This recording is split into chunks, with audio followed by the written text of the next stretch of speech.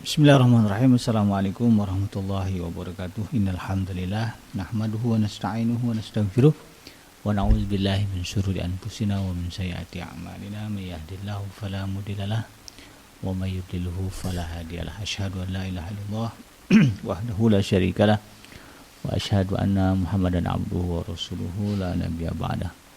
Allahumma salli wa sallim ala hadha nabiyil karim wa ala alihi wa ashabihi wa man tabi'ahum bi ihsanin ila yaumiddin.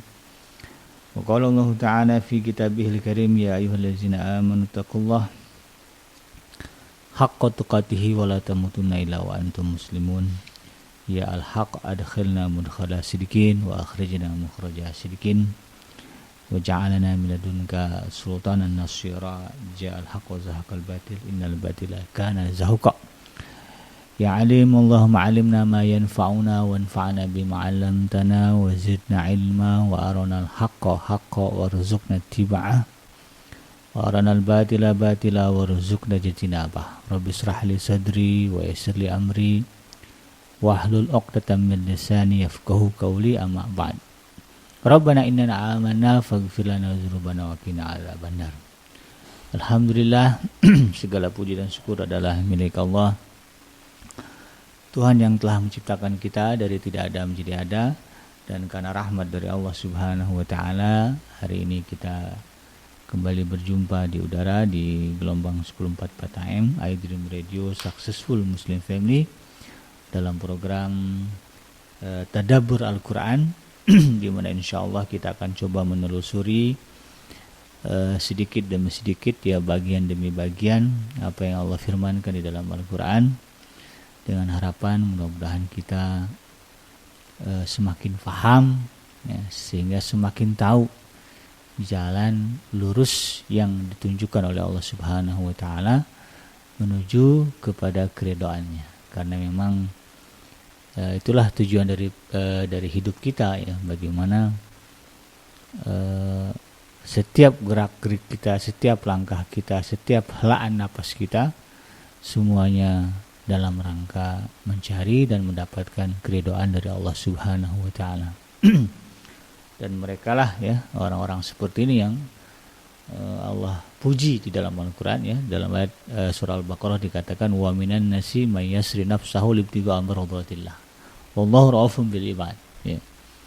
Ada orang-orang, kata Allah Subhanahu wa taala, yang mengorbankan kepentingan diri mereka libtigha amradhatillah, untuk mencari mendapatkan keridhaan dari Allah Subhanahu wa taala. Dan Allah Maha Penyayang, Maha Pengasih kepada hamba-Nya. Jadi orang yang akan mendapatkan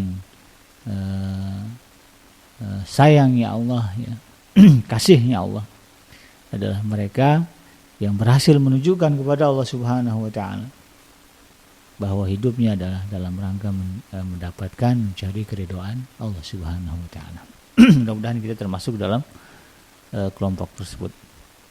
Tidak lupa kita baca salawat dan salam Allahumma salli ala Sayyidina Muhammad wa ala ali Sayyidina Muhammad. Assalamu alayka ayuhan nabi wa rahmatullahi wabarakatuh. Semoga Allah terima salawat dan salam yang kita baca dan dilimpah curahkan kepada para nabi dan para rasul, wabil khusus Rasulullah Muhammad SAW. Dan semoga kita termasuk orang yang akan berbahagia, ya, bertemu dengan Allah dalam keadaan sejahtera, dijauhkan dari api neraka, dikumpulkan bersama dengan hamba-hamba Allah, dimasukkan ke dalam jannahnya, lalu kemudian dipertemukan dengan Rasulullah SAW, insyaallah. Amin ya rabbal alamin. Sahabat Adrim yang dirahmati Allah dimanapun Anda berada, dalam program Tadabbur Al-Quran kali ini kita akan beranjak, ya, kepada sebuah surat yang biasanya digaung-gaungkan, ya, di malam ganjil, di 10 malam ganjil, ya, terakhir di bulan Ramadan. Ya. Surah ini adalah surah Al-Qadar, ya. Kita akan coba lihat, ya, mentadaburi, ya, surah Al-Qadar, ya, di mana tema utama surah Al-Qadar ini adalah malam 1000 bulan.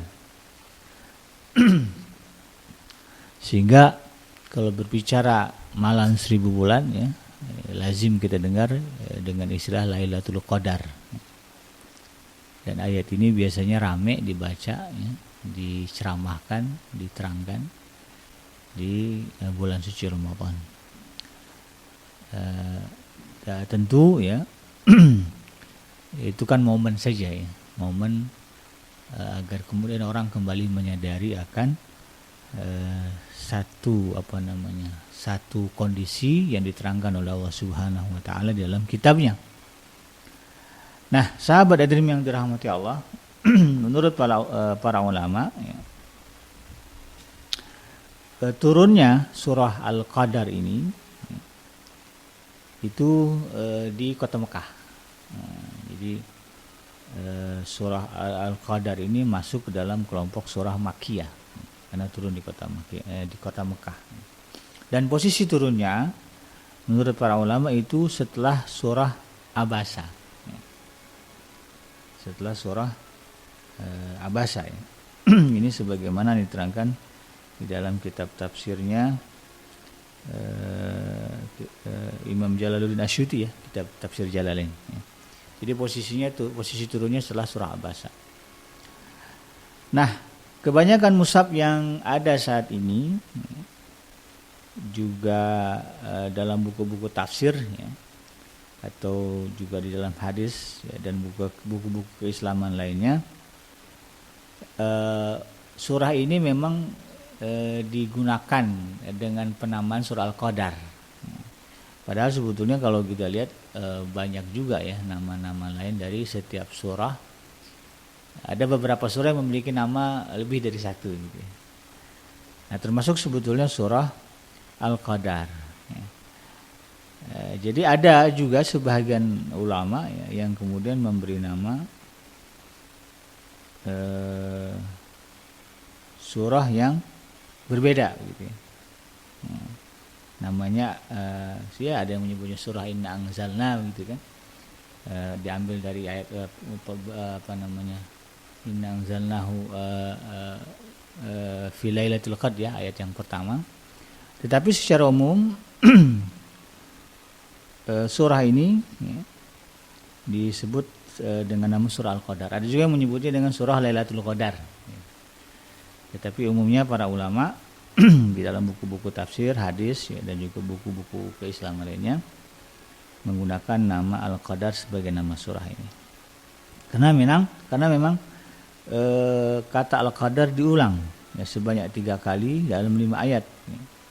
Nah, yaitu pada penggalan kata Lailatul Qadar ya, yang artinya adalah Azamatul Qadar wa Syaraf ya. Malam yang agung, kedudukan dan kemuliaannya. Nah, sebagaimana yang disebutkan oleh para ulama tafsir. Nah, adapun tema besar dari surah ini, surah Al-Qadar ini adalah topik mengenai turunnya Al-Quran dari Lauhul Mahfuz ke langit dunia. Ya. Jadi kalau dilihat dari awal sampai akhir surah ini berbicara teknis ya, bagaimana Allah Subhanahu wa taala menurunkan Al-Quran dari Lauhul Mahfuz ya, ke langit dunia, ya langit bumi di mana kita manusia berada. Dan kemudian waktu turunnya itu ya Allah menjadikannya sebagai waktu yang sangat mulia ya. Waktu yang dimuliakan oleh Allah Subhanahu wa taala. Allah memerintahkan kepada para malaikatnya untuk membagi-bagi keberkahan kepada seluruh hamba-hambanya ya, di muka bumi pada malam itu sampai terbitnya fajar. Nah, jadi sebagai bentuk penghormatan dan pengagungan Allah Subhanahu wa taala, pemuliaan Allah Subhanahu wa taala kepada malam di mana Al-Qur'an itu turun ya, kalamnya turun dari Lauhul Mahfuz ya, ke langit dunia. Maka di malam itu Allah memerintahkan kepada seluruh malaikatnya agar menyebarkan keberkahan ya, bagi hamba-hamba Allah Subhanahu wa taala ya, di malam itu sampai terbitnya fajar. Nah, itulah ya sebuah malam yang nilainya melebihi daripada 1000 bulan ya, saking mulianya, saking istimewanya malam itu. Nilai ya, satu malam itu setara dengan 1000 bulan di malam-malam yang lain. atau di malam-malam yang tidak diturunkan Al-Quran di dalamnya. Nah, konten Al-Quran yang pertama kali diturunkan kepada Nabi Muhammad SAW ya sudah kita bahas di dalam surah Al-Alaq. Dalam surah Al-Alaq ya. Ya, atau akan kita bahas nanti ya di dalam surah Al-Alaq. Nah, Allah Subhanahu wa taala menurunkan Al-Qur'an pada satu malam yang dimuliakannya ini sebagaimana yang termaktub dalam pembukaan surah surah Al-Qadar ini. Pada ayat yang pertama Allah Subhanahu wa taala berfirman, A'udzubillahi minasyaitonirrajim. Bismillahirrahmanirrahim. Inna anzalnahu fi lailatul qadr. Sesungguhnya kami, kata Allah Subhanahu wa taala, telah menurunkannya, yaitu Al-Qur'an, fi lailatul qadr, ya, pada malam yang mulia, pada malam yang penuh dengan kemuliaan. Nah, Lailatul Qadar ya, ini memiliki arti yang beragam dan bermacam-macam. Ya, di antaranya sebagaimana disebut ya, yaitu malam yang memiliki kedudukan dan kemuliaan. Ya. Maka dari itu kemudian segala perbuatan baik yang dilakukan oleh seorang hamba dalam rangka mendekatkan diri kepada Allah Subhanahu Wa Taala, maka ia akan memperoleh kemuliaan yang setara dengan malam itu. Nah, jadi malamnya malam mulia dan yang melakukan perbuatan mulia di malam itu Allah juga akan memuliakannya. Nah, jadi malam Lailatul Qadar ini adalah malam yang nilainya melebihi kebaikan dari 1000 bulan. Yang artinya melebihi dari 30.000 ya, 30.000 malam lainnya. Nah, atau melebihi usia melebihi usia 84 ya, 84 tahun. Ini kan 1000 bulan ya. Kalau di convert berapa malam dalam 1000 bulan itu setara dengan 3000 malam. 1003. Kalau di convert ke dalam tahun itu setara dengan 84 tahun. Sekarang jarang lah ya. Jarang-jarang lah orang mencapai usia segitu. Umumnya 70 udah tua banget kalau zaman sekarang. Memang ada yang usia sampai 80, 90 masih ada. Tapi sangat jarang. Ya. Rata-rata usia manusia hari ini, usia kaum muslimin pada hari ini di angka 70 ya. 70 udah syukur banget. Allah masih kasih kesempatan untuk bertobat, ya, memperbaiki diri. Ya, umumnya ya di bawah itu. Kalau bicara Rasulullah, di bawah Rasulullah nggak sampai 70 ya. Usianya 63 atau 64 tahun. Ya, makanya kalau udah masuk kepala 6 ya, mencapai usia 63 64, nah, itu udah bonus ya.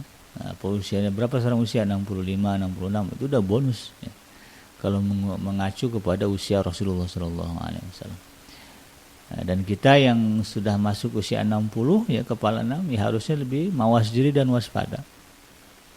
Karena itu adalah momen waktu di mana ya, bisa jadi ya, Allah Subhanahu wa taala akan memanggil kita menghadapnya. Nah, di usia itu udah enggak ada lagi ceritanya maksiat, sudah lagi enggak ada usianya durhaka ya. Sudah tidak lagi istilahnya menggapai mengejar dunia itu ya. Tapi usia itu adalah usia di mana kita harus semakin mendekatkan diri kita, mendekatkan jiwa kita kepada Allah Subhanahu wa taala. Nah, ini yang harus menjadi kesadaran kita bersama. Nah, karena usia manusia itu enggak panjang, makanya sebagai rahmat dari Allah Subhanahu wa taala, Allah menurunkan satu malam yang disebut dengan malam kemuliaan atau Lailatul Qadar yang gitu ya. Siapa yang menghidupkan malam itu dengan kebaikan, maka dia akan memperoleh kebaikan setara dengan 84 tahun. Nah, luar biasa. Baca Al-Quran di malam itu sama dengan nilainya membaca Al-Quran selama 84 tahun. I'tikaf di malam itu setara dengan i'tikaf selama 84 tahun. Itu yang kemudian membuat orang semangat ya. Bahkan Rasulullah SAW di dalam hadisnya, setiap malam-malam ganjil ya, di 10 malam terakhir itu dia bangunkan keluarganya, ayo ya, malam-malam itu hidupkan malam ini dengan beribadah sampai terbit fajar. Ini saking mulianya malam tersebut. Karena memang yang akan Allah berikan kepada hamba yang bertakwa itu adalah surga yang luasnya melebihi langit dan bumi, yang kenikmatannya tiada tara. Kalau mau diukur dengan amalan kita selama berapa lah? Katakanlah usia kita 64 tahun. Kalau ikut usia Nabi 64 tahun. Balik umur 15 tahun misalnya. Berarti kan cuma 40 tahun. 40 tahun ini belum lagi masa muda penuh dengan kelalaian. Masuk masa menjelang tua itu sibuk dengan urusan dunia. Tersisa sedikit lah begitu ya. Menjelang akhir 60 itu baru kemudian mau dekat-dekat ibadah kepada Allah dengan serius. Apakah setara itu ya waktu itu dengan surganya Allah Subhanahu wa taala yang sedemikian besar? Ya tentu tidak. Maka dengan rahmatnya Allah Subhanahu wa taala, Allah kasih kita peluang dan kesempatan untuk mengejar kemuliaan setiap di bulan Ramadan untuk mendapatkan kelipatan pahala yang luar biasa. Ya kalau 40 tahun 40 kali ya kita ketemu bulan Ramadan, masa sih gitu kan, kita nggak nyangkut lah satu atau dua kali ya. Syukur-syukur lebih begitu kan malam Lailatul Qadar.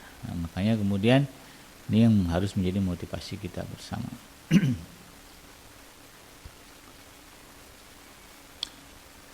Nah, karena malam tersebut dimuliakan oleh Allah Subhanahu wa taala, ya apalagi kemudian hamba-hambanya juga memuliakan malam itu ya, dengan mengisinya dengan berbagai amalan soleh, maka tentu akan dimuliakan melebihi dari 30.000 orang biasa ya, yang tidak menganggapnya itu sebagai malam mulia, ya, lalai dengan malam tersebut atau mengabaikannya. Ya, derajatnya juga siapa yang menghidupkan malam Lailatul Qadar ya, maka derajatnya juga melebihi gitu ya, 30.000 ya orang yang pada malam itu tidak memuliakan dan menganggap biasa saja malam Lailatul Qadar.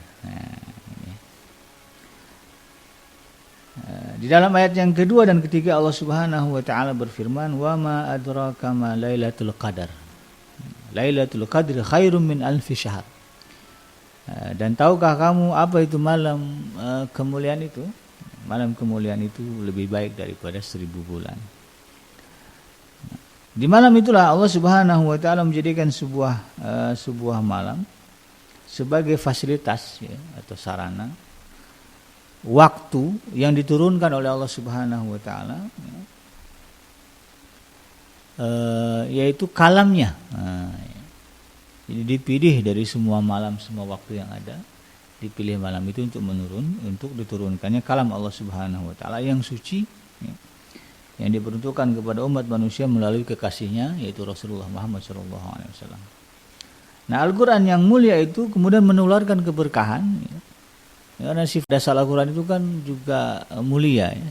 Sifat dasar Al-Quran itu mulia, makanya disebut sebagai Al-Quranul Karim ya, Al-Quran yang mulia. Kita juga kalau udah megang kitab suci kan yang nggak boleh sembarangan ya, ditenteng kayak buku komik ya, nggak bisa ya. Dimuliakan, bahkan sebahagian kita ya sebelum membaca ya dicium dulu gitu, setelah membaca juga dicium. Jangan dicela, kan ada orang yang mencela gitu ya, kebiasaan itu saya bingung ya, orang mencium kitab suci kok dicela ya. Itu kan satu kebiasaan menunjukkan sikap hormat, sikap mulia. Udah zaman Rasulullah nggak buat ya, di zaman Rasulullah kan belum ada ini ya, belum ada kertas ya. Di zaman Rasulullah itu semua dalam bentuk kulit ya, kulit unta, kulit kambing ya, pelepah tamar gitu. Itu pun isinya adalah penggalan-penggalan ayat ya, tidak himpunan ayat. Baru pada zaman Sayyidina Abu Bakar dihimpunkan dalam satu mushaf yang besar ya. Itu isinya ya, dari kulit itu yang disimpan di tempat Sayyidah Hafsah ya, istri Rasulullah SAW. Nah, kalau zaman sekarang kan sudah ada mushafnya, ya, sudah ada Al-Qurannya gitu kan, terbentuk seperti ini gitu. Ya, kalau ada orang yang kemudian membaca, ya sebelum baca dicium, ya. Setelah baca dicium, ya. Kenapa dicela itu kan? Karena itu bagian dari ia memuliakan apa yang ada di dalamnya. Karena memang ya Al-Quran itu mulia. Kita dengan orang tua kita aja kalau ketemu ya, bagaimana kita memuliakannya? Ya, selain sikap kita, ya tentu juga ada kelembutan. Ya, cara memegangnya juga beda, nggak sama lah ya. Megang orang yang kita muliakan dengan megang orang yang kita anggap biasa. Nah, sama juga dengan Al-Quran sedemikian rupa.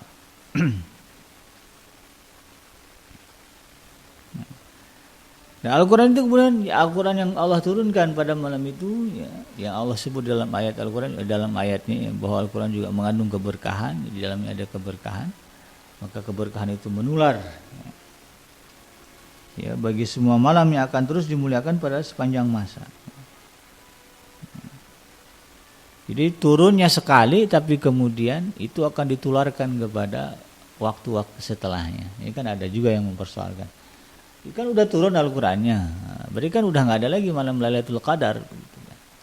Kalaulah malam Lailatul Qadar tidak ada lagi, ya tentu tidak akan ada hadis yang menyebutkan bagaimana Rasulullah SAW begitu memuliakan, begitu berharap dan serius ya bersungguh-sungguh pada 30 malam terakhir di bulan suci Ramadan. Ya, karena para ulama sepakat ya, Al-Qur'an turun di malam-malam ganjil ya, di bulan Ramadan. Nah, kan begitu. Artinya malam yang pernah terjadi sekali itu menularkan keberkahannya pada malam-malam setelahnya sepanjang masa. Ya, itu bukti bagaimana luasnya keberkahan Al-Quran. Walaupun sudah turun 14 abad yang lalu, tapi keberkahan ya, malam waktu dia turun itu ya, ditularkan kepada malam-malam setelahnya sepanjang masa.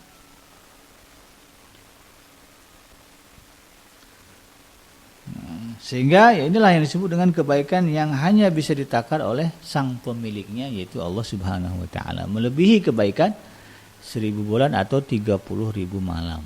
Nah, maka di antara cara terbaik untuk meraih kebaikan dan keberkahan ini adalah dengan berlomba-lomba melakukan kebaikan, ya, atau fastabiqul khairat ya, sebagaimana disebutkan di dalam surah Al-Baqarah.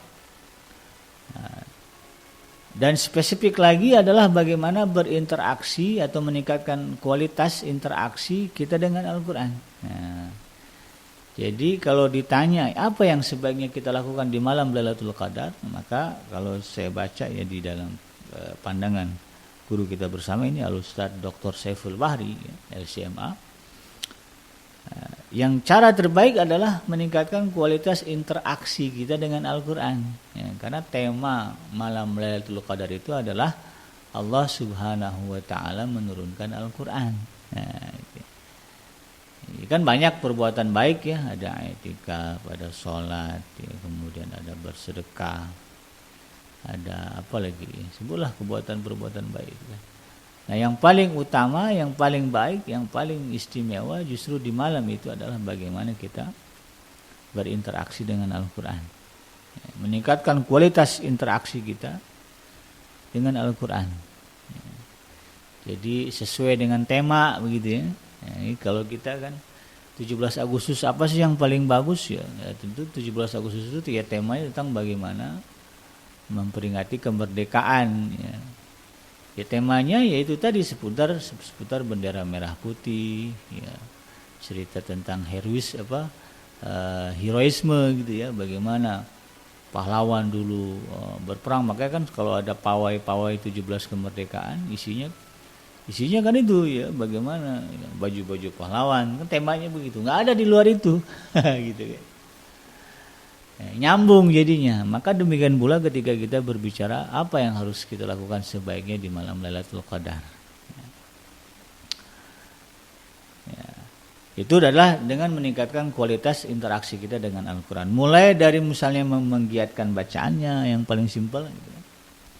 Dari mulai awal ya, dari surah Al-Fatihah sampai surah An-Nas ya, 114 surat dibaca. Tingkatkan lagi, biasanya khatamnya hanya hatamnya itu bisa 30 hari, ya bisa nggak tuh ya di malam itu tembus ya hatam? Bisa ya bisa kalau bertekad. Nah, atau 2-3 malam ya, atau 10 malam dihatamkan. Ya, tapi intinya adalah bagaimana kemudian kita berinteraksi, atau kemudian naik lagi ya, dari sekedar membaca kita berusaha memahami, mentadaburinya. Jadi baca 1 ayat ya, kemudian atau baca 10 ayat, atau kemudian lihat tema lihat terjemahnya gitu. Jadi tambah paham kita. Tingkatkan lagi apa? Kita lihat tafsirnya.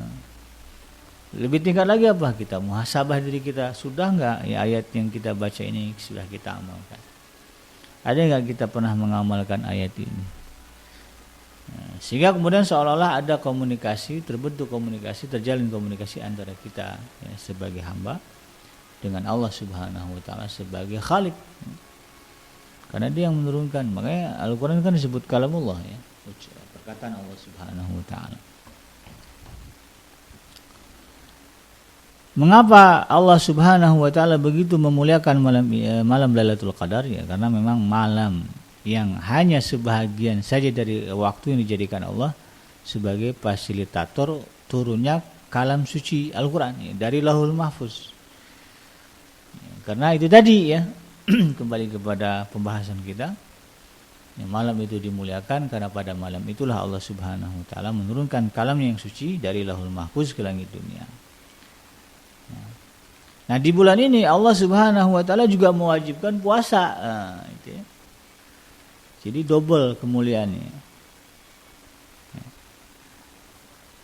Dan kita tahu ya bulan suci Ramadan itu adalah bulan yang sangat istimewa bagi kaum muslimin karena di dalamnya Allah Subhanahu wa taala melipat gandakan pahala ya, berbagai amalan. Dan itu adalah rahmat dari Allah Subhanahu wa taala karena hanya Allah saja yang mampu memberikan balasan sedemikian rupa. Allah itu ya, tidak pelit dengan pahala ya. Sedikit perbuatan kita kalau ikhlas karena Allah balasannya besar luar biasa, apalagi kemudian perbuatan itu besar, perbuatan itu banyak, perbuatan itu levelnya sudah mentok ya. Jihad fisabilillah misalnya meninggal di jalan Allah Subhanahu wa taala itu udah mentok banget ya. Apalagi kalau sudah ke situ ya tentu sangat besar lagi balasan dari Allah Subhanahu wa taala. Nah, yang menarik adalah Allah Subhanahu wa taala tidak mengatakan malam Lailatul Qadar ini lebih baik dari 1000 bulan. Nah, kalimat 1000 bulan memiliki kedalaman makna. Mengapa Allah tidak menggantikannya dengan 30.000 malam yang juga senilai dengan 1000 bulan? Ya. Atau dengan 84 tahun yang juga setara dengan 1000 bulan. Ya. Nah, yang pertama alasannya adalah membandingkan malam Lailatul Qadar yang personal dengan 1000 bulan yang komunal memiliki tujuan khusus untuk meninggikan nilai keistimewaan malam ini secara komunal. Nah, itu dari segi bahasa yang kurang lebih seperti itu. Yang kedua, malam Lailatul Qadar yang dirahasiakan tersebut memiliki arti bahwa untuk mengejar kebaikan di malam itu tidak bisa ditempuh dengan cara instan. Kita kan sukanya instan. Karena kebaikan tidaklah datang dengan tiba-tiba, namun perlu pembiasaan dan bertahap dalam melakukan dan menebarkannya. Nah, seandainya hijab dibuka, maka kemungkinan besar malam-malam lainnya akan ditinggalkan oleh orang-orang yang malas. Kenapa sih Allah nggak spesifikkan gitu malam ke-17 misalnya? Atau kalau di Indonesia kan malam ke-17 ya, 17 Ramadan. Peringati sebagai nuzulul Quran. Kenapa nggak disebutkan di dalam 30 malam di bulan Ramadan itu disebutkan malam keberapa? Ya, karena memang agar manusia ini seimbang lah gitu ya dalam ibadah, memuliakan malam-malam. Iya malam-malam, ya malam itu kan adalah waktu yang Allah turunkan. Ya, karena orang kadang-kadang mau instan aja, ya nungguin aja dulu, udah pas waktunya baru kerjain. Nah ini. Ya, Allah tidak menyukai tipikal orang seperti itu. Ya. Makanya Rasulullah kan nggak begitu. Ya Rasulullah SAW selama 30 malam di bulan suci Ramadan itu ibadahnya kuat sekali dan semakin kuat di 10 malam terakhir. Nah itu ya. Jadi Rasulullah startnya bukan malam ke-21, Start ibadah itu justru di malam pertama ya, di bulan suci Ramadan. Itulah tipikal Rasulullah SAW. Itu yang harus kita contoh. Yang ketiga, ya, jika melihat dari susunan redaksi Al-Quran secara zahir, ya, maka seolah-olah malam ini hanya terjadi sekali saja. Nah, iya kan, kalau kita inna anzalnahu fi lailatul qadar, kami telah menurunkannya di malam Lailatul Qadar. Seolah-olah kan udah nggak ada lagi tuh. Ya. Cuma sekali itu aja. Nah, baik bagi pendapat yang mengatakan itu terjadi di Baitul Izzah maupun yang berpendapat mulai diturunkannya kepada Nabi Muhammad. Nah, namun menurut jumhur ulama malam Lailatul Qadar ini terjadi setiap tahun. Ya. Mengingat Rasulullah SAW menyuruh umat Islam untuk berburu kebaikan Lailatul Qadar di bulan Ramadan, terkhusus di malam-malam terakhir di bulan Ramadan. Ya.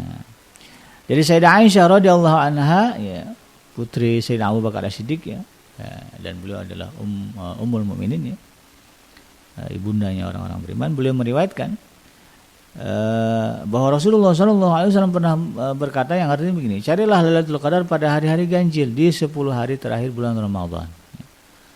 Jadi Rasulullah berpesan, kalau misalnya cuma sekali turunnya, nggak ada lagi habis itu turun Lailatul Qadar, ya, ngapain Rasulullah berkata seperti itu kepada Sayyidah Aisyah, ya.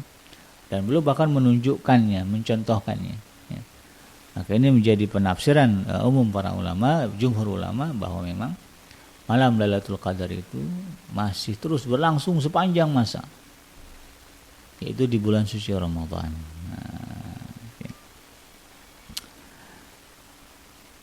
Pada 10 hari terakhir Rasulullah SAW meningkatkan ibadahnya melebihi 20 hari yang telah beliau lewati, gitu kan. Ini sebagaimana yang diterangkan oleh Rasulullah SAW, ya, yang diriwayatkan dari Sayyidina Ali bin Abi Thalib, ya, Rasulullah ketika telah memasuki 10 hari terakhir 10 terakhir bulan Ramadan, beliau mengencangkan sarung dan membangunkan keluarganya. Ya, beliau kan ahlul bait, ya. Itu tahulah, ya, apa yang dilakukan Rasulullah di malam tersebut. Nah, hal-hal yang disebutkan tadi, nah, ini mengindikasikan bahwa Allah Subhanahu wa taala senantiasa menyediakan malam kemuliaan tersebut setiap tahunnya. Dan Allah akan memberikan kepada hamba-hambanya yang dipilihnya. Nah, Rasulullah SAW merupakan manusia pilihan Allah, ya. Sudah sedemikian rupa statusnya, beliau pun berusaha keras untuk meraih malam kemuliaan di dalam setiap tahunnya. Maka sungguh merugilah, gitu ya, orang-orang yang kemudian mengabaikan, bahkan menganggap malam itu tidak ada. Nah, ya. Tidak ada tidak ada di zaman sekarang, karena itu turun di zaman Nabi Muhammad saja. Ya, kalau kita lihat bagaimana gigihnya Rasulullah SAW, ya, memberikan contoh untuk menghidupkan malam Lailatul Qadar, ya, atau untuk meraih malam Lailatul Qadar itu, ya, tentu kita, ya, kalau tahu, paham, ya, begitu, ya, bagaimana Rasulullah begitu serius ibadah, ya, untuk mengejar bulan suci Ramadan, lalu kemudian kita justru berleha-leha, ya, tentu kita akan menyesal dan merugi nanti. Abu Musa al-Asy'ari meriwayatkan bahwa Rasulullah SAW pernah berkata, perumpamaan seorang mukmin yang membaca Al-Quran adalah seperti buah utrujah, baunya harum dan rasanya enak, sedangkan orang-orang mukmin yang tak suka membaca Al-Quran bagaikan buah tamar, tak ada baunya dan rasanya manis. Nah, jadi ini adalah sebuah perumpamaan yang indah yang Rasulullah SAW berikan, gambarkan tentang sosok seorang mukmin, ya, dan hubungannya, interaksinya dengan Al-Quran. Seorang mukmin yang mencintai Al-Quran, ya, dengan kecintaan yang besar, maka, ya, Rasulullah menggambarkan seperti buah utrujah, ya. Wanginya tercium, rasanya manis. Nah, kan kita kalau ada buah begitu baunya enak, gitu. Begitu dimakan manis, wah ini kan buah top ini. Nah, bahkan kita sebut raja buah. Ya, durian misalnya, kalau saya senang durian, walaupun nggak berani makan banyak. Baunya enak kalau bagi saya. Begitu dimakan juga enak. Nah, makanya disebut raja buah. Kebanyakan orang menyebutnya raja buah. Nah, orang mukmin ya seperti itu. Seorang mukmin yang mencintai Al-Qur'an ya, dia tunjukkan kecintaannya kepada Al-Qur'an. Nah, itu seperti kalau buah ya buahnya begitu. Nah, maka sangat wajar jika kemudian malam Lailatul Qadar itu malam Lailatul Qadar yang sangat mulia itu nilainya secara personal mengalahkan 1000 bulan yang komunal tadi dibandingkan bulan-bulan yang lainnya. Jadi kalau kita hidupkan malam itu dengan Al-Qur'an, kemuliaannya akan semakin terlihat. Kemuliaannya akan semakin besar. Nah, generasi pertama yang dekat dengan Al-Qur'an memiliki kualitas yang terbukti mengalahkan puluhan ribu orang berbagai kaum di berbagai dunia. Nah, ya kita lihat bagaimana sahabat-sahabat Rasulullah SAW yang begitu cinta kepada Al-Qur'an. Itu kan nilai kemuliaan mereka berbeda dengan orang-orang yang hidup ya pada zamannya yang tidak memuliakan Al-Qur'an. Bahkan generasi pertama itu disebut sebagai khairul qarni kata Rasulullah, sebaik-baik generasi. Adalah ya Rasul sebutkan ya ada 3 masalah. Itu kan generasi yang betul-betul menunjukkan bagaimana kecintaan mereka, interaksi mereka dengan Al-Qur'anul Karim. Dan mereka Rasulullah sebut sebagai generasi terbaik. Nah, ini kan sebuah perbandingan ya. Ada ya malam yang nilainya melebihi 1000 bulan, karena sebagaimana dalam kehidupan kita ada generasi yang nilai kemuliaannya melebihi generasi-generasi lain karena faktor amalan mereka yaitu memuliakan dan mencintai Al-Qur'an. Nah, ini sebagai dalil begitu. Nah, generasi-generasi Al-Qur'an ya, mereka itu para sahabat itu ya, mampu memberikan sumbangsih yang real nyata ya, kepada peradaban manusia dan kemudian dikenang oleh orang-orang yang datang setelahnya. Ya, hari ini kita menikmati tenangnya membaca jelasnya membaca Al-Qur'an itu karena perjuangan para sahabat Rasulullah SAW. Orang-orang yang memuliakan Al-Qur'an. Para sahabat, para tabi'in, para tabi'in, mereka orang yang memperjuangkan bagaimana Al-Qur'an kalamullah ini tersebar ke seluruh penjuru dunia. Lalu di ayat yang keempat dan kelima Allah Subhanahu wa taala berfirman, "Tanazzalul malaikatu war-ruhu fiha biizni rabbihim min kulli amrin, salamun hiya hatta matla'il fajr." Ya, pada malam itu turun malaikat-malaikat Jibril dengan izin Tuhannya untuk mengatur segala urusan ya, dan malam itu penuh dengan kesejahteraan sampai terbit fajar. Nah, keistimewaan lain ini menggambarkan keistimewaan lain dari malam Lailatul Qadar, di mana di malam tersebut malaikat Allah Subhanahu wa taala turun mengawal kalam sucinya ya, yang diturunkan untuk mengatur segala urusan makhluknya. Nah, malaikat-malaikat tersebut jumlahnya sangat banyak yang menjejali semesta alam dengan keramaiannya, memenuhi langit dan menutupinya. Turunnya serempak ya, ke bumi dipimpin oleh malaikat Jibril alaihissalam ya, yang juga disebut sebagai kekasih Allah dan merupakan pimpinan dari para malaikat. Nah, malaikat-malaikat ini membawa kedamaian ke bumi hingga fajar menyingsing ya, di pagi hari. Dan kedamaian yang hanya Allah saja yang ketahui hakikatnya. Kedamaian yang sanggup meredam segala keburukan malam itu, kedamaian yang dititahkan untuk mengiringi kemuliaan malam tersebut, malam yang bersentuhan dengan kalam yang dimuliakan dari Sang Maha Mulia yaitu Allah Subhanahu wa taala. Lalu kemudian paginya ya, fajar baru menyingsing memberikan harapan kebaikan bagi para makhluknya. Khususnya mereka ya, yang pada malam harinya berjuang untuk memburu kemuliaan di malam Lailatul Qadar untuk memuliakan Al-Qur'an. Ya, jadi setiap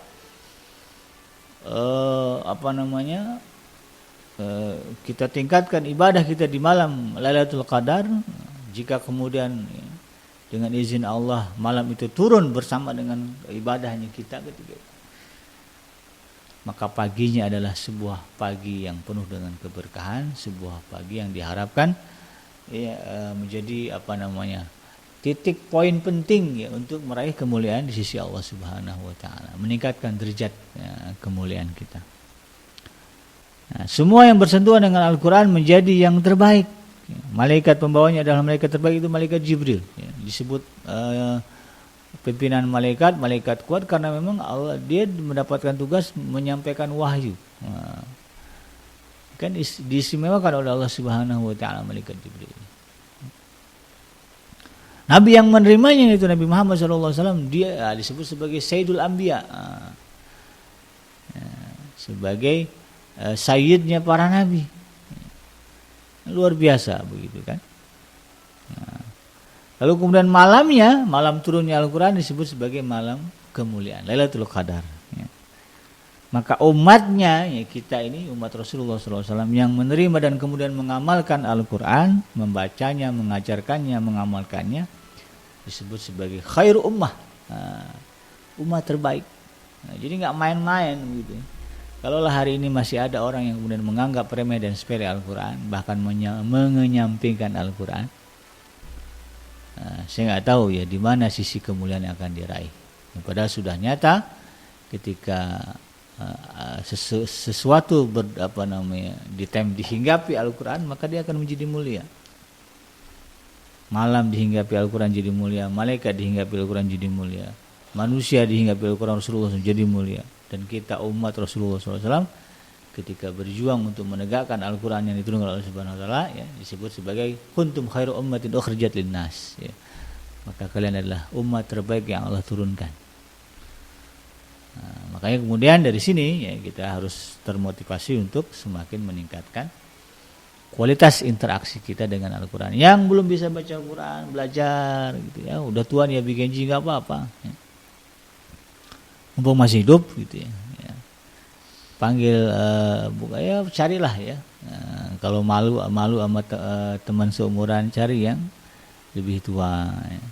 Atau yang lebih tua malu ya cari yang di bawah kita, mungkin kalau yang umurnya di bawah kita lebih mengayomi. Intinya ada ikhtiar dan usaha, cari ya. Sekarang lagi zaman komunikasi canggih ya. Orang bisa bermuajahah tanpa harus satu ruangan ya, bisa pakai aplikasi gitu, ngaji online, berjuang untuk mendapatkan ini. Yang sudah baca tingkatkan lagi kualitas bacaannya gitu ya. Tajwidnya, makharijil hurufnya ditingkat lagi, kemudian hafalannya. Yang sudah punya hafalan banyak, tingkatkan lagi pemahamannya. Apa sih yang Allah inginkan dari apa yang saya baca ini? Apa poinnya? Apa yang harus kita amalkan? Sehingga dengan demikian ya, kita menjadi makhluk ya, manusia yang dimuliakan oleh Allah Subhanahu wa taala. Percuma cantik tapi nggak bisa ngaji. Percuma ganteng tapi nggak bisa ngaji. Sempurnakan kecantikan, ketampanan, kekayaan, jabatan yang tinggi dengan kemampuan kita membaca Al-Quran, memahami dan mengamalkannya. Demikian, mudah-mudahan bermanfaat. Yang benar datangnya dari Allah Subhanahu wa taala, dan yang salah semata-mata lahir dari kealfaan dan kekhilafan saya pribadi. Saya bikin pamit undur.